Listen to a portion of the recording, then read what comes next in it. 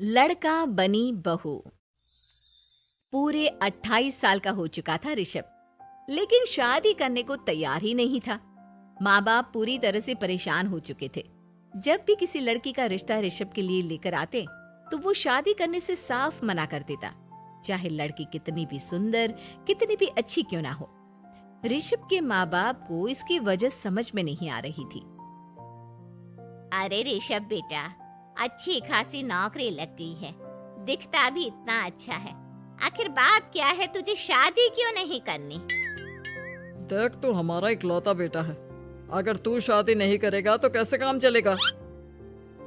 लेकिन मैं शादी करना ही नहीं चाहता। मुझे कोई लड़की पसंद नहीं आती। अरे बेटा, अगर कोई लड़की तुझे पसंद हो तो उससे शादी कर ले, हमें कोई ऐतराज नहीं है। हाँ ऋषभ बेटा, अब देख, तेरी माँ से भी काम नहीं होता।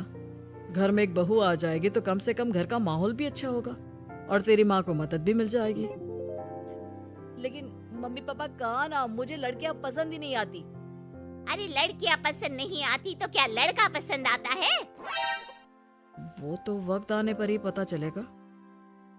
ऋषभ की बात सुनकर उसके माँ और पापा का सर चकरा जाता है।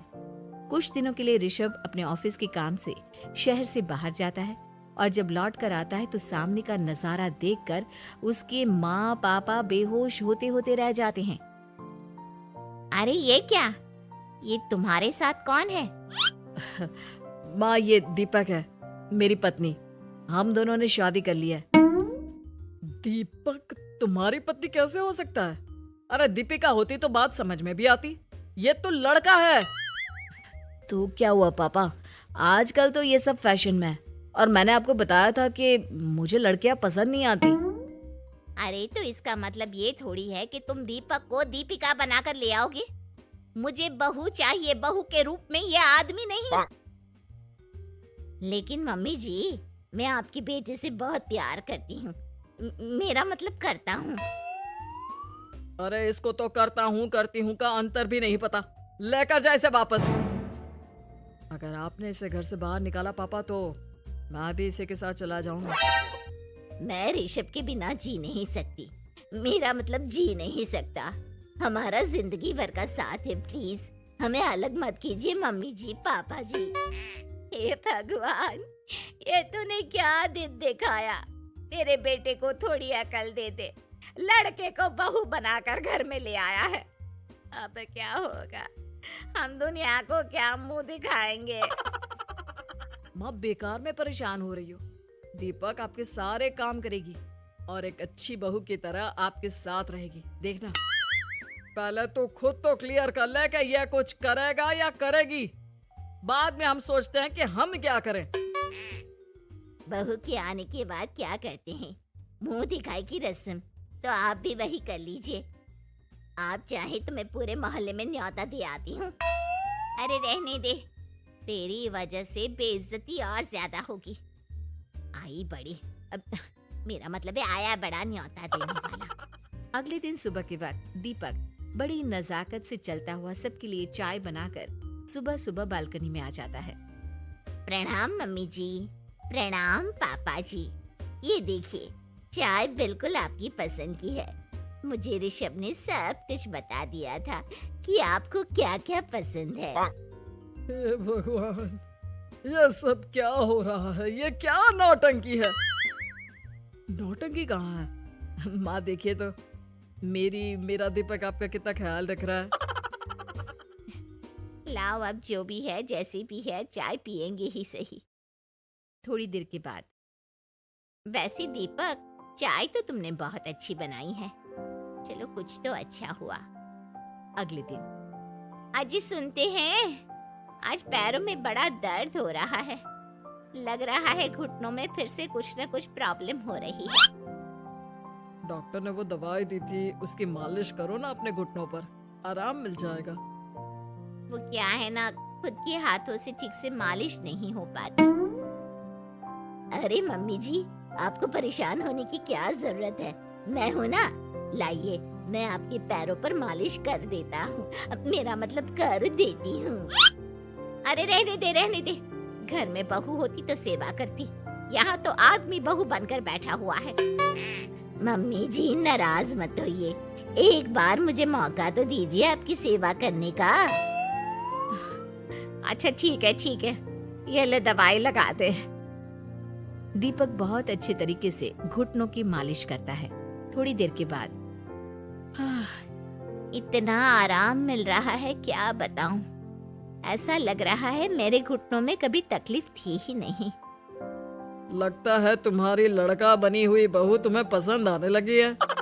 ऐसा कुछ भी नहीं है, वो तो बस इतने अच्छे से मालिश की इसलिए मैंने इसकी तारीफ कर दी। मम्मी जी पापा जी आपस में लड़ाई नहीं करते। अच्छा आप ये बताइए शाम के खाने में क्या खाएंगे? पनीर दाल मखनी पुलाव कुछ भी स्पेशल बता दीजिए। अरे भाई ये सारी चीजें मुझे तो खाने में बहुत ही पसंद है। तुम क्या कोई औरत हो जो पनीर दाल मखनी बनाओगी? हाँ, अरे लड़का हो तो लड़के की तरह बिहेव किया करो ना। भले ही मैं लड़का हूँ तो क्या हुआ, अब तो मैं ऋषभ की पत्नी और आपके घर की बहू हूँ, तो मुझे उसी तरह से रहना पड़ेगा ना। अच्छा ठीक है, जो तुम्हें पसंद है बना लो। आदमी रसोई में खाना बनाते हुए कैसे लगते हैं जरा मैं भी तो देखूं। शाम को दीपक सबके लिए अच्छा सा खाना बनाकर डाइनिंग टेबल पर लगा देता है। ऋषभ ऑफिस से जब लौट कर आता है, सब लोग खाना खाने के लिए बैठ जाते हैं। अरे वाह, क्या गजब का पनीर और दाल मखनी बनाई है। ऐसा जायका तो होटल के खाने में भी नहीं आता। दीपक कितना अच्छा खाना बनाती हो, मेरा मतलब बनाते हो। तुम्हारी इसी अदा की वजह से तो मुझे तुमसे प्यार हो गया। अरे बहुत हो गया, आदमी होकर आदमी से प्यार करते हो। अरे लेकिन कुछ भी कहो, जरा खाना खा कर तो देखो ऋषभ की माँ, मजा आ जाएगा। हाँ वैसे बात तो आपकी सही है, खाना तो वाकई में लाजवाब है। इतना स्वादिष्ट पनीर तो मैंने अपनी जिंदगी में नहीं खाया। कितना अच्छा होता अगर ये दीपिका होती। और फिर अगली सुबह कुछ ऐसा होता है जिसे देखकर ऋषभ के माँ और पापा ना केवल खुश होते हैं बल्कि हैरानी से उनकी आंखें फटी की फटी रह जाती हैं। उन्होंने जो नजारा अपनी आंखों के सामने देखा उसे देखकर उन्हें अपने आप पर भरोसा नहीं हुआ। सुबह का वक्त था, सब लोग बालकनी में बैठकर सुबह की चाय का इंतजार कर रहे थे। तभी रसोई में से एक बहुत ही खूबसूरत लड़की जिसके लंबे लंबे बाल थे और जिसने साड़ी पहनी हुई थी, हाथ में चाय की ट्रे लेकर वहां आती है। अरे ये कौन है? रातों रात हमारा लड़की बहू बन गया क्या? मुझे लगता है कोई सपना देख रहा है। इतनी सुंदर बहू तो हमने सपने में भी नहीं देखी। देखा माँ, जादू हो गया जादू। अरे लेकिन ये है कौन? तुम्हारा वो आदमी वाला पत्नी कहाँ चला गया? आपने मुझे पहचाना नहीं? मैं दीपक नहीं दीपिका हूँ। इतने दिन से लड़के के कपड़े पहनकर आपके घर में आपकी बहू बनी हुई थी। माँ ये दीपक नहीं, दरअसल ये दीपिका थी, लेकिन इसे लड़कों की तरह रहने का शौक था और इसे लड़की की तरह रहना मंजूर नहीं था, इसलिए मैं इसे लड़के के रूप में आपकी बहू बनाकर यहाँ ले आया। तो फिर अचानक ये उसका हृदय परिवर्तन और रूप परिवर्तन कैसे हो गया? वो क्या है ना, मुझे बाद में एहसास हुआ कि आप लोग इस बात को लेकर बहुत दुखी हैं कि आपकी बेटी ने एक लड़की के साथ शादी की है, इसलिए मैं अपने असली रूप में वापस आ गई।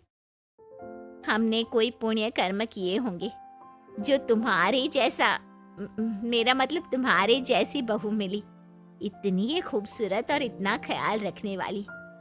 भला हो भगवान का कि हमें लड़की बहू मिली है, लड़का बहू नहीं।